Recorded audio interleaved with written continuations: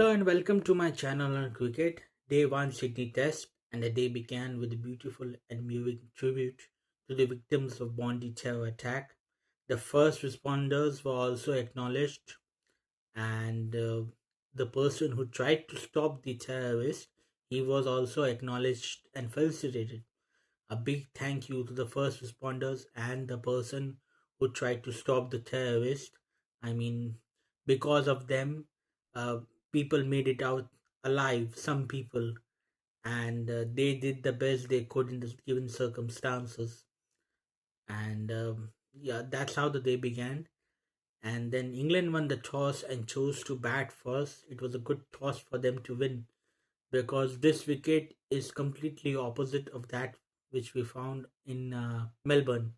The ball is not doing anything, and they brought in Matthew Potts for Gus Atkinson. Atkinson was injured, and England had a jiffy start in the sense that they were 57 for three, and from there on, Root and Brook put up a solid partnership, probably the best I've ever seen during the series, to save England at 200 for three, and they're still batting.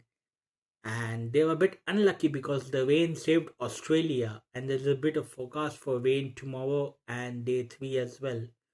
So I don't know how much time the rain is going to take it out of the test match.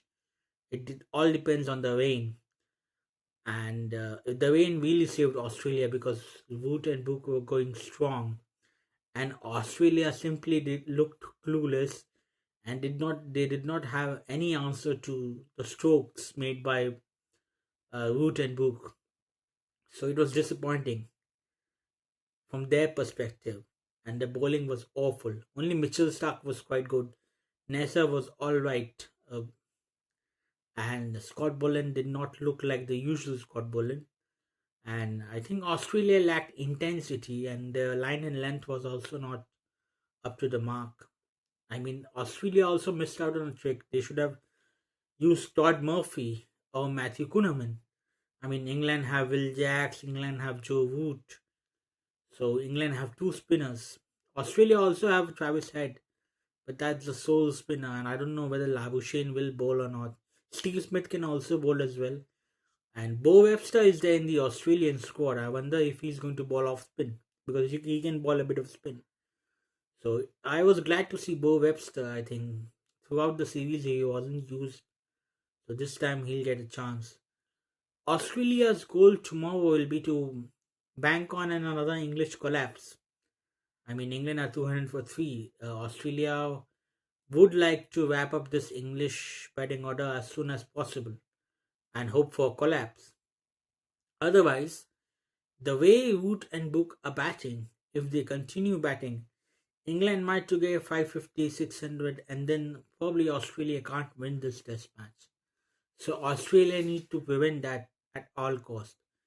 England should bat throughout the day. I mean, you have 7 wickets in hand, you are in a commanding position. So you are dominating right now, and you would like to dominate day 2 as well.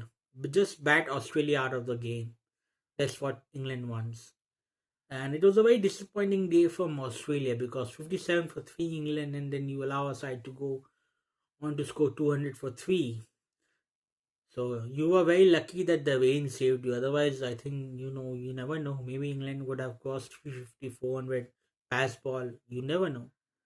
And the fact you didn't pick any spinners, Matthew Kuhneman, specialist spinners, may hurt your chances later on during this game. There was a lot of grass, and I think they went for an all-out pace attack. But England have Will Jacks. I know he's a part-timer, it's quite handy. And Joe Root, and maybe they'll pick up some wickets in the fourth innings because I think Australia will be batting fourth, and England will look to score as much as possible 400, 500, 550, 600, 600, not more than that probably. Yeah.